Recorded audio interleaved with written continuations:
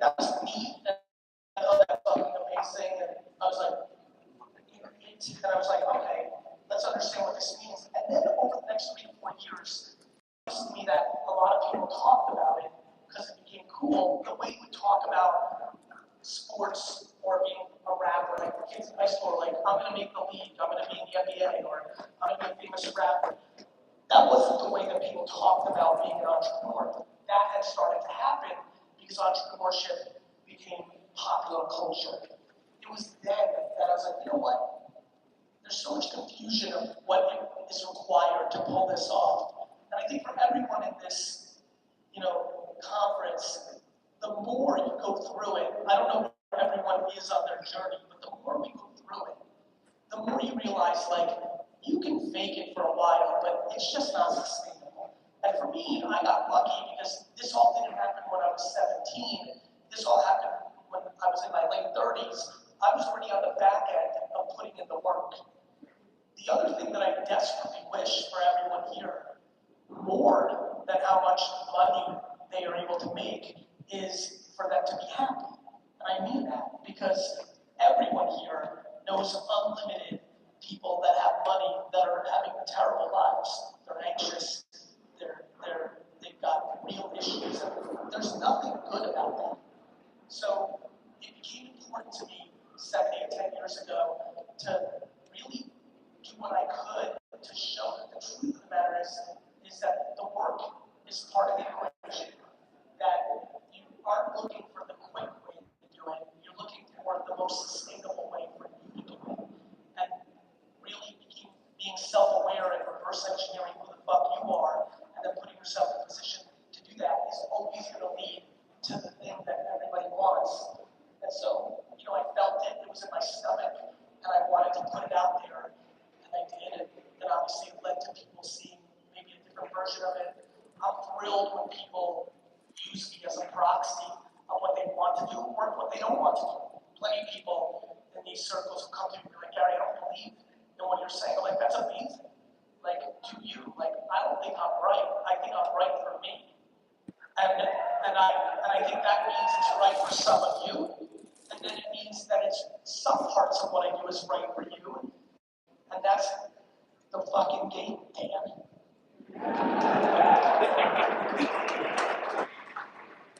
So when you walk through it so clean and simple, this is what you do over and over and over for 1 year, 2 years, 3 years, 4 years, and if you do this every day, you'll get there. What do you actually think when people don't follow through with those things? Why don't people actually follow through with the simple game you give them? Well, there's a million variables that go into that. The biggest thing that is holding back all of us, me included, from whatever we want is not recognizing things, not seeing it, right? I didn't realize for 25 years as a manager that my lack of candor when you're really about it. And it's sometimes hard to tell them they stink at something, because for me, the number one thing I hate in the world is fear. I hate fear. And a lot of people weaponize fear to get people to do what they want. Politicians, teachers, parents. Fear is weaponized often. I used to think that me telling you, if you were working for me, Dan, you're really you're awesome, but you're not great at this, and this, and if you don't fix it, this is not going to work out. I thought when you would walk out, they were scared. And then you were halfway out the door and self-esteem was fucked up. And I didn't know how to find that balance. I've been able to fix that in the last 5 years, and it's changed a lot for my company and my world. I didn't see my lack of candor as a kryptonite. The reason so many people here don't follow easy things is, one, it's not easy for them. I always laugh at fitness entrepreneurs. In a good way, because I have so much respect for people that have their health and wellness right, because it doesn't come easy to me. I started to get serious about my health about 10 years ago, and I go to the gym pretty consistently, but to this day, I fucking hate it. I'm waking up tomorrow, and it's going to rain in New York, and the fucking Jets are going to probably lose tomorrow, and so I'm already in a bad mood, and waking up at 8 and having to put in a workout is the least natural thing. Yet if you told me, Gary, we need to work 98 hours straight on this to solve it, I'd be like, let's start right now. That's easy. So for a lot of people, it doesn't come naturally. And so fitness entrepreneurs are stories are interesting to me because if they really know their health and fitness, they're always telling all of us there is no shortcuts. Like, you've got to put in the work. Like, you've got to get your nutrition right. You've got to go to the gym. It's real fucking shit. We're all looking for it. Fucking, we want fucking apple cinnamon, fucking this shit. We want fucking surgery. We want to figure it out. People are fucking eating Ozempic like it's fucking the cure. But the reality is it's the work. And then I'll sit down with them on their business, and they're asking me for every shortcut. Yeah, but how do I make this faster? How do I make this easier? And I'm like, fuck, you figured it out in fitness that there is no answer. It's fucking being consistent, doing the right thing. But in business, you're looking for the cheat code. There's no fucking cheat code. Right? And so I think for a lot of people, it doesn't come natural. The reason, Dan, I think for a lot of people, it doesn't come natural is they're chasing the financial part of it. And so by chasing the financial part of it, they don't really like it. Which is why they want it to happen faster, which is why they don't follow the work ethic required. I understand that because that's how I lived my life in health and wellness, and that's how I lived my life as a student. I didn't like it, which is why I sucked at it.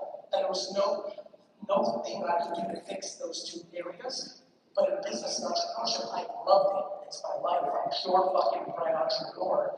I like the game, and so it comes easy. But I think what I'm hoping is that if people realize in this new internet world that is now mature, we all live in, they can, instead of chasing the next trend, if they chase a category of passion, something they like, and build a business around that, they're far more likely to pull it off because when they wake up, they actually want to do it because the thing is interesting, not the shit they get from the thing.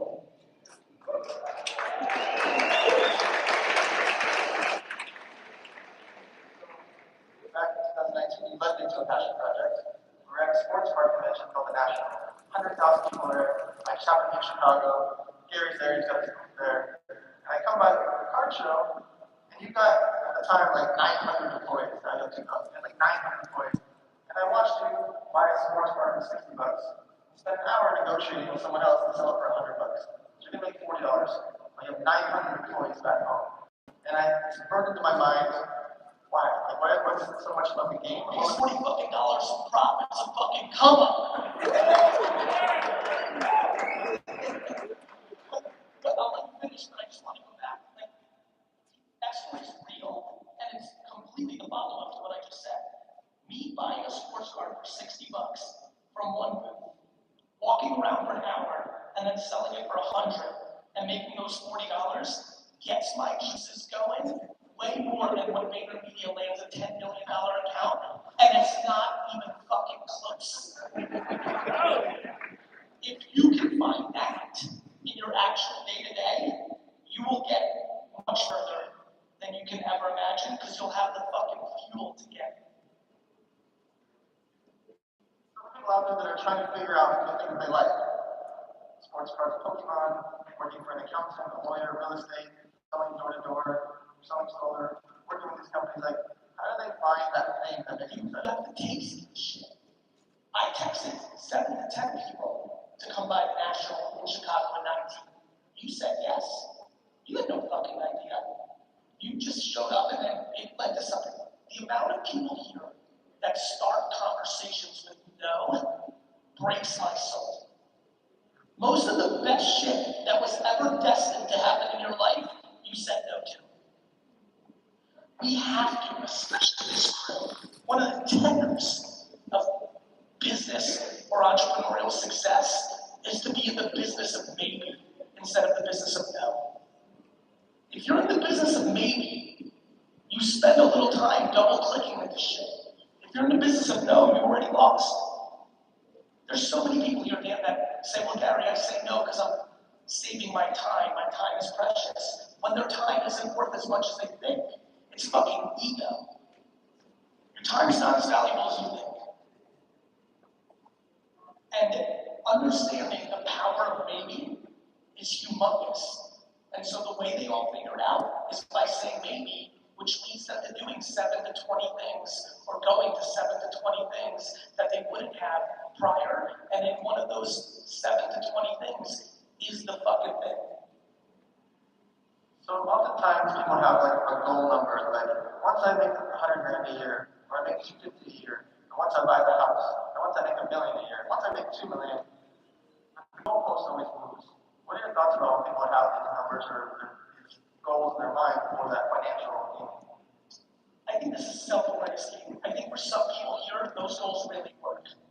For me, I just made up something when I was 12 that was so big that it allowed me to play forever. Buy the chess, right? And so, Are you not like that? am I going to buy the chess? Yeah. I really am. But, you know, when I clip this in 40 years, when I don't buy them, I'm going to have to explain what the fuck happened. I won't be upset because I am focused on what I can control, build the biggest and most sustainable and best and healthiest businesses I can to put me in a position that if the serendipity of the world and the timing and the stars align, that at a time when I can actually afford it, which would not be tomorrow. If tomorrow they're for sale, it's unlikely again. I may get a tiny, tiny piece because whoever got it is probably smart enough to realize me getting a little piece is probably good arbitrage. But that will crush me in my competitive spirit of trying it. But if I don't get them, that'll be fine. Chasing them has been the great joy in my life. And that's what I want for everyone, where the process is enjoyable. I think a lot of people struggle with goals. When they hit it, it's so empty, they're like, fuck. Like getting to 1 million or 100,000 or whatever it is, like they feel empty. I'm sure many people here have achieved something that they can think back now. It's like, fuck, it wasn't as good as I thought. Because the ideology of the thing was what they put on a pedestal, not the day-to-day game of trying to get to the thing. And so when I'm at a conference like this, with all the other incredible speakers you've got lined up, and I think about like, what can we touch on in this talk that might bring value, that might not be touched on, I just don't think, Dan, people put enough energy on enjoying it. It's like winning at all costs is fine, but not at your cost. You know, it's just not. And I'm 47 years old and being around the game for a long time now and knowing how many people got to the top of the mountain on paper and lost their lives, their loved ones, lost everything once they got there because of how they got there. Like all the fucking shit that comes along with it. I don't want that for a single fucking person at this conference.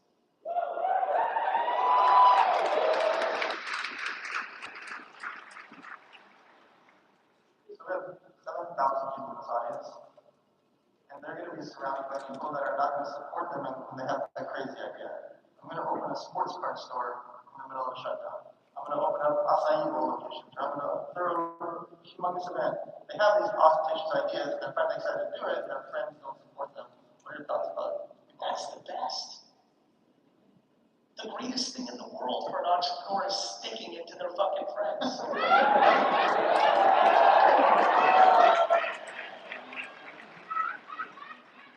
I got nothing else to fucking say. Honestly, I never get mad at anyone. Not my friends, not my competitors, not people that troll me, I'm empathetic. People go through their shit. If your friends don't support you, it's because they can't see them doing it. Understood. It's because they're unhappy and they're starting to develop a little envy and jealousy of you. Not because they don't love you anymore or they're not your homie. They're just not in a good place. I think too many of us that are succeeding are not doing a good enough job bringing our friends along from a place of empathy, compassion, and sympathy. Don't be mad at them. Have compassion for them. You know what I mean? I think a lot of us know what we mean, right? We're like, oh, fuck Don.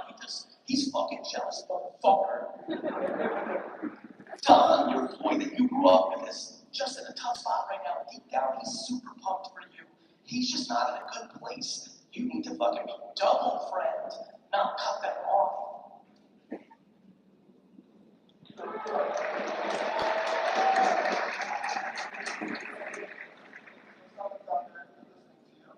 Listening for years, and they're finally ready. They're going to post multiple times a day. They're building their following. They hit 10,000 followers. They're excited. I just like to see 5 trolls a day,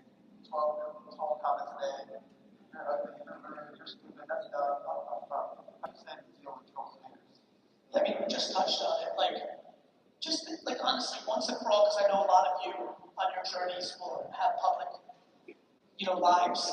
Like, genuinely, stick with me on this for 2 seconds.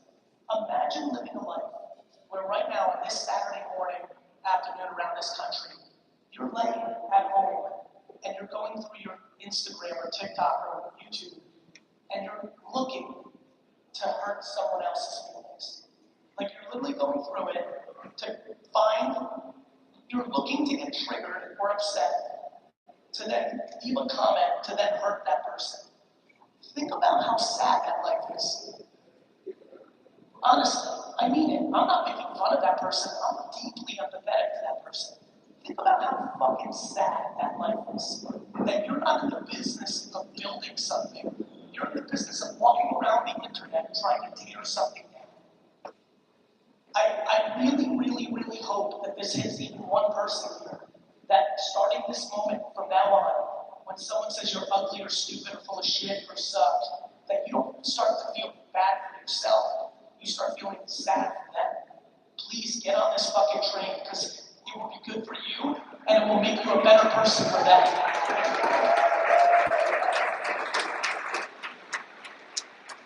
Yeah, literally, I'm always consuming because I want to know what's going on. The only time I ever feel compelled to say something is not that I disagree or see the world differently than a lot of people must. I'm not compelled to razz that person.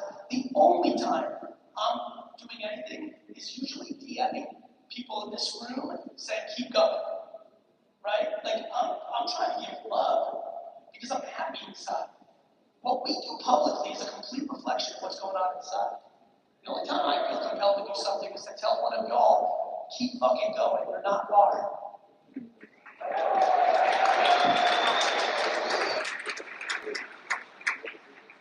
Sitting right next to that person that did listen to you is the one that didn't. And they say to you, I don't need social media. I don't need personal brand. What do you say to them? Cool. There's unlimited people fucking winning. I know unlimited people with monster businesses, super happy lives that are not on social. Mazel tov. Good. On the flip side, there's a lot of people that leave opportunity on the table without realizing, friends, social media is free distribution. Of course you can run paid, I get it. But it is the only platform in the world that you can reach millions of audience without paying for it. Do you know how fucking insane that is? You can't run a newspaper ad for free. You can't run a television commercial for free. You can't buy Google AdWords for free. You can do SEO, which is true, which is why it was a monster. But the fact that social, and especially with the TikTokification of everything, is free, it's insane. It's so insane that I'm just finishing up writing a follow-up to Jab, Jab, Jab, Right Hook. Originally it was called Jab, Jab, Jab, Left Hook, which I liked. But as I was writing it, which is the thesis I have of where we are right now in the current state of the internet and attention, I changed the title of the book, and now it's going to be called Day Trading Attention. And for everyone here, the number one thing that they're actually in need of doing is day trading attention. Social is an incredible place to do it. Influencers is an incredible way to do it. There's a lot of ways to do it. But it is the macro thesis, man. When you're opening up locations, right? For acai or sports cards, or for donuts, gentlemen, or anything that anyone's doing here. At the end of the day, before anyone's going to buy anything from you, they need to know about it. And for me, social media is disproportionate on this day